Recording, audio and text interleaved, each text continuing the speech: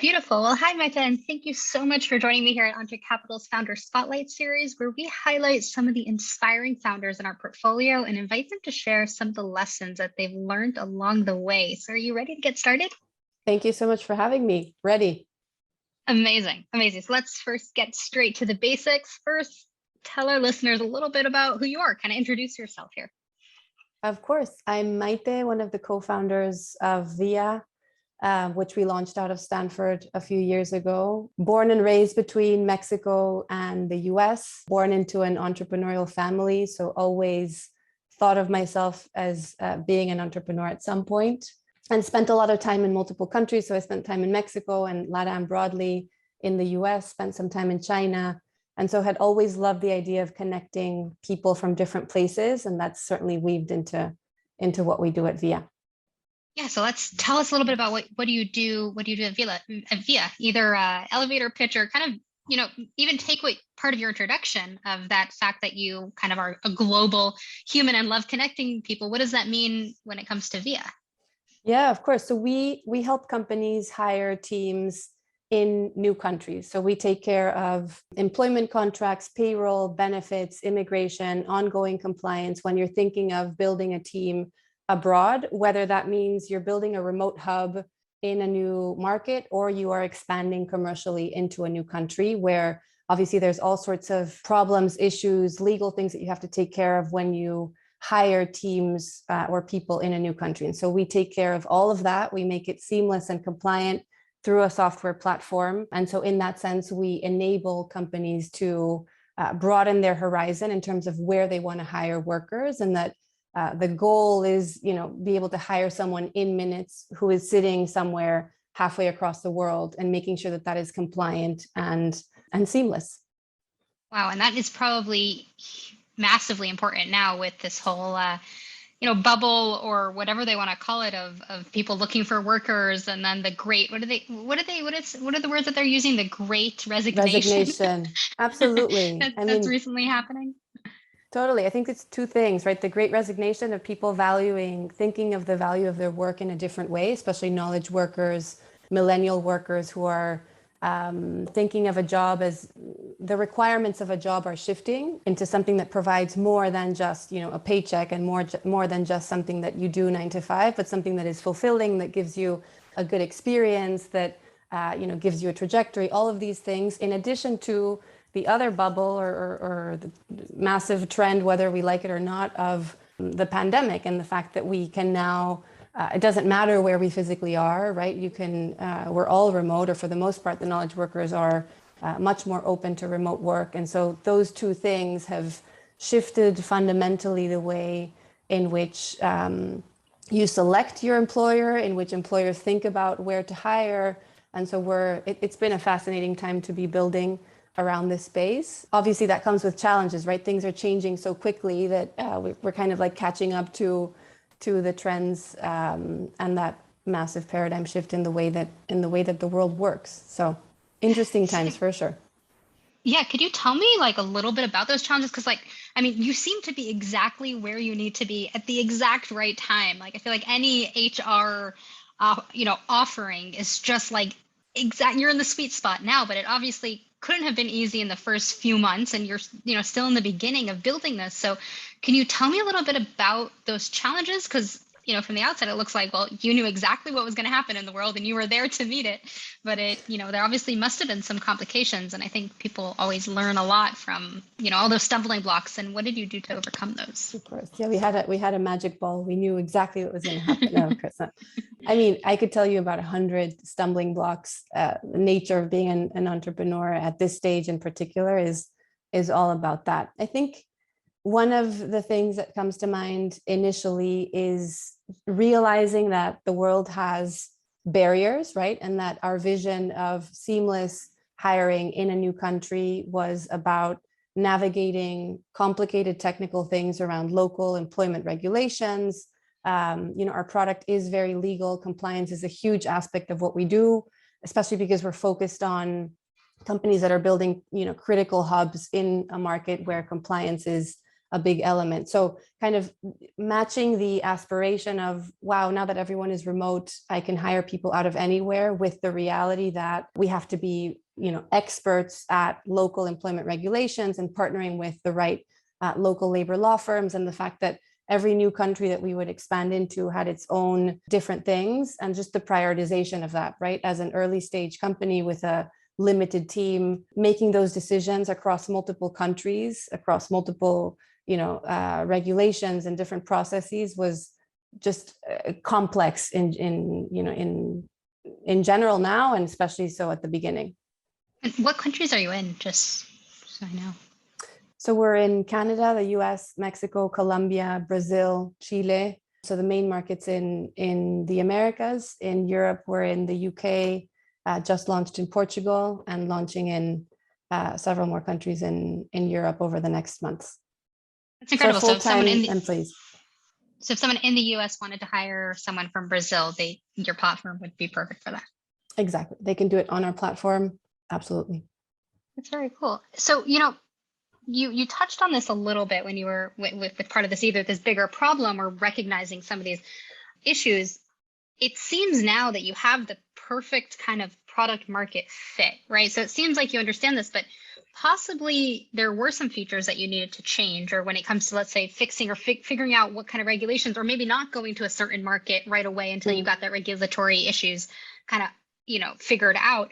What are some ways that you figured out that product market fit, or what are some features or even offerings that you might have shifted in order to fit into the space that you wanted to be and hone in to exactly who you are now, or even some questions you might have in the future, even like saying now, like these are the things that you're trying to still figure out.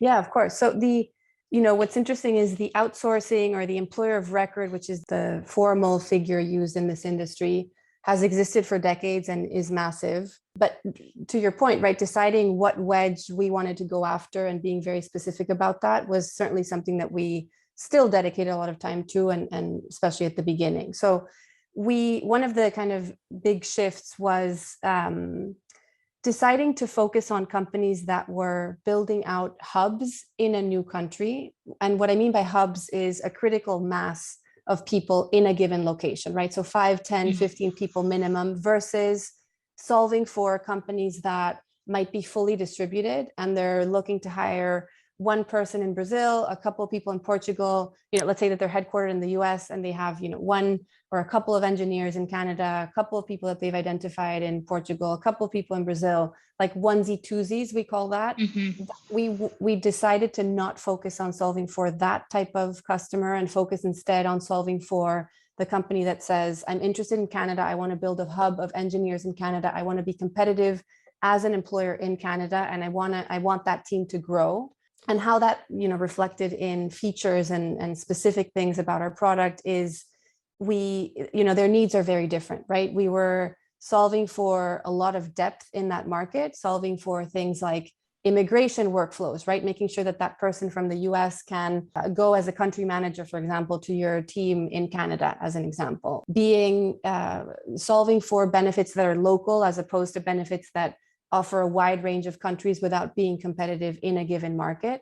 And so focusing on kind of covering the end-to-end in a given market with depth for companies that are like strategically focused on specific locations, as opposed to, I want to hire out of anywhere all at once, and solving for different features and different things that you would need for that type of customer. And how did you come to that conclusion? I'm just wondering, like, that the process that founders or CEOs or people that are running the company go through in order to come up with that solution. Like, did you get feedback from some of your users that it wasn't specific enough? Did you realize that you were spending an insane amount of money just for one or these onesies or twosies? What was the driver behind that change, and how did you come to that? Because I think that's just so others can apply it to their own specific situations. Like, what was that click that made you realize you needed to make that change? How did you go about that? And I mean, now we onboard companies that need the onesies or twosies from a self-onboarding perspective. That is still possible on our platform and it works really well, but we dedicate our our efforts to going for these companies that want hubs. I think one of the things that happened early on is we started working with IKEA, right? The furniture company, massive enterprise that had very specific requirements around compliance in a specific location. And they were certainly thinking about building a hub in one country. And I guess through them, we learned, why their requirements for this one country are, a set of 100 things, to give you an example, versus a set of one or two things, because they need that depth, right? Immigration, again, things like bringing people from the headquarter in Europe to a new market, things that if we were focused on just quick hiring of one or two people, we wouldn't have gotten there. So it was a lot of feedback and learning from the clients that we were working with. And this dichotomy, and for people in this industry, there's a lot of like, do I hire people as full-time employees, right? Which means you're compliant with local regulations, you have social security, pension, et cetera, which is where we focus on, versus hiring people as contractors, which we can also do. Contractors meaning you're not a full-time employee, you don't have social security, pension, et cetera, in that market. That's more of a self-onboarding problem, more of a payment problem as we see it, which you can do on our platform. We onboard, hundreds of contractors for our clients as well. But the real kind of sticky, messy problem, hard to solve for, in our view, is how do I hire a full-time compliant worker in this country for customers that really care about compliance and that are thinking about, again, hiring a team of 15, 20, 50 people in one given location, where they don't want that kind of shortcut solution of hiring them as contractors. They want the kind of full-blown local solution, as if you were building your satellite office in that country. So oftentimes we describe ourselves as, you have your headquarter in X country and we are your satellite office in this location, as if you were building it out yourself. So you came to the conclusion of where you needed to go based on like the hardest issue that people were dealing with. You didn't take the easy route and you're like, okay, this is what they really need help with. We'll focus on what really needs to get solved. And I like that approach. I think it's great. What's something that surprised you? That how far along are you guys at this stage? So a year plus in. Yeah. So over this past year, which, like, God, what a hell of a year you must have had. Absolutely. But what's something that surprised you while building Via? And I would say not necessarily from the perspective of the company itself, but from your personal perspective as a founder. Because again, the focus of this series is the founder spotlight. So what's something as a founder that you were shocked, both either positive or negative? Interesting. I think, resilience and how adapting to the need to adapt to things that are changing and shifting quite quickly, and managing your own startup founder mindset around that, right? Like we came in, we had closed our round, and we had a vision that we wanted to start to pursue. And obviously there's this recognition that things change, especially as we navigated, as I was telling you earlier, local regulations, markets over others, like customers that are requiring different things of us. So I guess the kind of being able to zoom in and out from, like, in the big picture, we want to accomplish this vision of helping companies hire teams abroad in a seamless and compliant way, while at the same time, like, that's the zoom out version, zooming that into a whole bunch of things that change, shift, especially in a market where during the pandemic, right, remote work is like advancing decades within months, right? The expectation of our customers, the knowledge that people have around this, the noise around the space, like being able to navigate those two things of like keeping the vision concrete and clear, but shifting the zoomed in details of how we do that, where we go, priorities, and having resilience around that has been, not sure if the surprising element, but I guess the hard element or the challenging element of doing this. Yeah. And you've been in this space. I know that you founded another company before this, and you had also said that you come from an entrepreneurial family. So you've been an entrepreneur, I guess, mindset wise, at least, for a while. What's the best advice that you've ever received when it comes to being an entrepreneur or a founder? Yeah, one is to get started, right? But no matter what, just as long as you get started, then you will figure out things from there. Kind of to my point earlier of I guess the hardest thing is deciding to do it. And so just do it would be kind of one specific advice that I loved receiving from one of our mentors so we launched VIA at the Stanford Design School within a class called the Launchpad, and of wonderful people who have helped launch a lot of the startups at Stanford. And one of their advice out of many that really sticks with me is thinking of your time as a founder as like, what is your $10,000 hour as a founder, right? As a founder, especially at the beginning, because you're taking on multiple hats all the time, you can spend your time doing important but not significant tasks that kind of, can take a large part of your weeks, as opposed to thinking, right, what are the 3 very strategic things that I have to accomplish today or this week that will move the needle on the company, right? And so thinking about that, as opposed to spending your time on the 100 million things, smaller things that have to get done, and thinking of like, how can I delegate that? How can I hire someone to do that, right? That has been one tactical good advice. But in general, just going for it and getting started would be.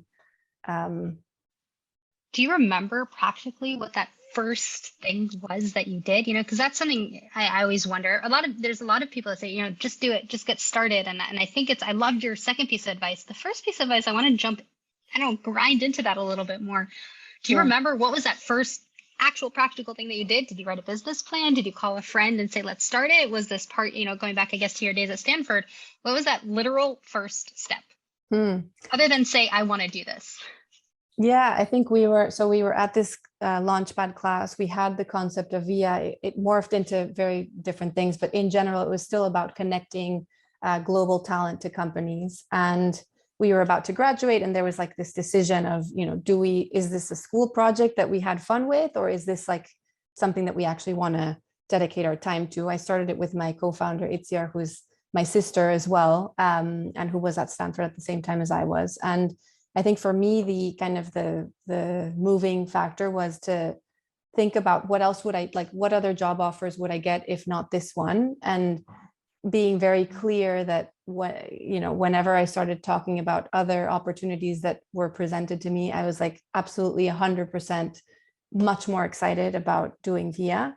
And so for me, that was like a decision that we sat down and said, like, this is not a school project. We're like doing this, and we're both in. And then that's what kicked everything else off. But with the alternatives, it's oftentimes very hard for you always have alternatives. And so being very intentional about deciding to go for it, and then understanding that you're going to have to morph and change and shift what you do, but just being in there and carving at the problem, right? Starting that is the most important. Okay. So if you would say, one thing, advice about how to get started for any other founder listening to this, or any other entrepreneur, not even if someone that's not even a founder yet, but an entrepreneur listening to this, or someone that wants, if you would say, here's my advice to get started, step 1, do X, what would that be? I mean, think of not in a floaty way. Not even like, let's say they have the problem. They even know how they want to solve the solution, right? They've got this idea. They know that they really believe that it could work, but they're terrified of taking that next step. They don't even know what the next step is. What is that next step from your perspective as a founder? You have the idea. You have even a possible way that it could work. Now, write it down. Now pitch it to someone. Now, I guess like resign to the other options that you have on the table, whether that's, whatever is taking up the time that it would take to be the founder of this idea that you have, then, commit to that and release the other commitments that you have, so that this is your one commitment, whatever that means. And maybe, sign a paper saying I'm doing this, and call it something, even if you change the name later on, and go from there. I love it. Okay. That was a practical thing that I was looking to get out of you. That's great. Any fun podcast, movies, or book recommendations that that empowered you? I don't know if you listened late at night when you were trying to get inspired, even recently now. Of course. So I love How I Built This podcast, if you've heard from Guy Raz, and it's just awesome to see many of the companies that you know about, to understand their struggles, and that there were moments where they were about to disappear. And it's always very humbling to be like, okay, all of these companies had their moment. So that's one. There's a really good newsletter called Rad Reads that I like. This is a guy who worked at Wall Street for 15 years and decided to quit and became kind of like inspirational about how to think about your work and your job. And he does a lot of like cool exercises around how to prioritize and how to think about your job. I'd recommend that one. And then one of my favorite books is Shoe Dog by Phil Knight, the founder of Nike, who again has a crazy entrepreneurial story, and you would never believe that the way he started is now Nike. So I would recommend that one as well. I love those. I always find it inspiring. I'm into the right now the Invest Like the Best podcast, and I it's so cool to listen and to hear from really all of these incredible for me, looking at the founders that I speak to now with Entrée or even in these podcasts. It really is. I think that's one of the most inspiring things that other founders can get, is to listen to others. So thanks for those recommendations. I'm going to close this off with, just two last things. One is, why Entrée? So you started building this when you were a student. You realized that this is your dream, that this is something you like doing more than any other job offer. Why did you take it to investors, and why specifically Entrée? Yeah, Entrée has been incredible. And I'm not saying that because this is the Entrée podcast, but they truly mirror so everything that we've just described about, what it takes to be a founder and the resilience and the ups and downs and these shifts, they take a true founder mentality. And a lot of funds will say that, but not embody that. And Entrée truly embodies that. And we heard that from references very clearly when we were, when we had the opportunity to partner with Entrée. And all of the references and all of the founders that we spoke to were super clear on this point, and we've now lived it by working with Entrée. The way I would describe it is they're sitting on your side of the table as opposed to sitting on the other side of the table, which oftentimes happens, with investor relationships, where Entrée is truly in the trenches. They're doers. They help you solve problems, whether that's helping you recruit and sign off a person that you want to join on the team, helping you kind of review new website copy, whatever is the main challenge of the moment. They're really good at helping you prioritize around that, and then helping you put resources into solving that. Super transparent, super straightforward. So just wonderful. Super honored to be able to have them to work with you and the team. So I would sing your praises any day. That's great. That's great to hear. Is there anything else that you'd like to add to close this off? Any last messages? No, wonderful to be here. It's always for if this is mostly for aspiring founders, then I would say you won't regret starting off with something, wherever it ends up. It's incredible to will something into existence is a very kind of crazy thing, right? To think about something and then make it happen. And so if you want to, and there's a problem that you're interested in, go do it. I think the world is a better place if we have entrepreneurs that are thinking about tackling, even if it's very specific problems that you care about.